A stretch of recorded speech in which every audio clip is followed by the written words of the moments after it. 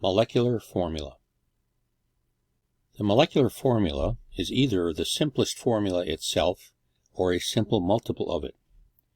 You should recall from the lesson on simplest formula when we looked at these two molecules that this one was the simplest formula because it couldn't be reduced any further. This one is double the first, so it is called the molecular formula.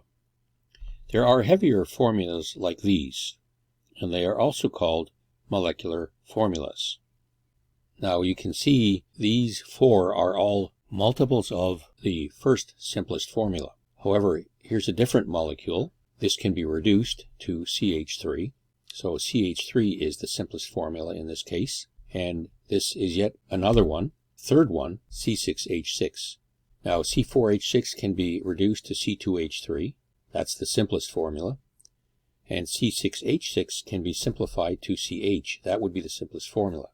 Now these simplest formulas don't really exist in nature, at least they are not stable molecules. Their only reason for being is to show the ratio between carbon and hydrogen atoms.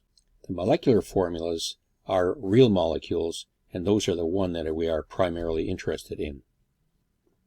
Now, in order to determine the molecular formula for any one of them, all we need is their molar mass and the percent composition of them. Let's look at a typical question. A hydrocarbon has a molar mass of 56. Its composition is 85.7% carbon and 14.3% hydrogen. Find its molecular formula. You may recall again in the simplest formula video that we assumed a mass of 100 grams. It could have been any other number, but we chose 100 as being the most convenient to use. In this case, we don't have to make any such assumption because we already have a molar mass right here. It is 56 grams per mole. So we're going to be using this mass. This is how it would look when you write your solution out, starting with this first sentence. Since 1 mole has a mass of 56 grams, the mass of carbon will be 85.7% of 56, and that turns out to be 47.99 grams. If you multiply 85.7 over 100 times 56, you'll get this number. Now we need to determine the amount of carbon.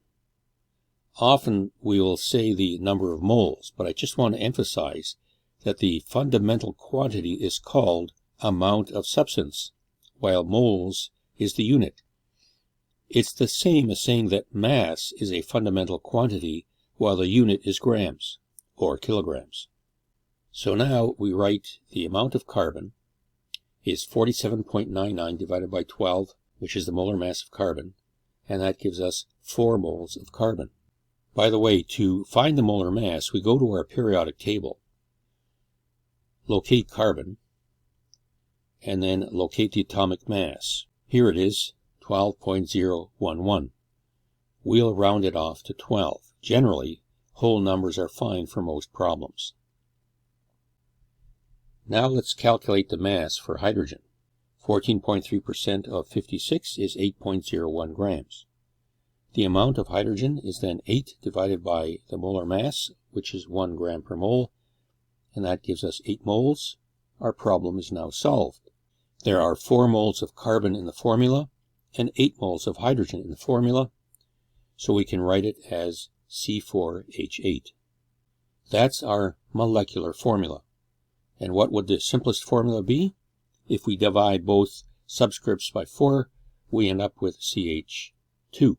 So that would be the simplest formula, but this is the molecular formula, which is what we want. All that's left is for you to try a problem. Here's one. An unknown compound has molecular mass of 75 and contains these percentages of carbon, hydrogen, nitrogen, and the rest is oxygen. You'll have to figure out how to obtain the percentage of oxygen. Now calculate the molecular formula. You should stop here, try the problem, and then come back to see how you did. Here comes the answer. In case you didn't get it, here's a brief solution. This ends the lesson on molecular formula.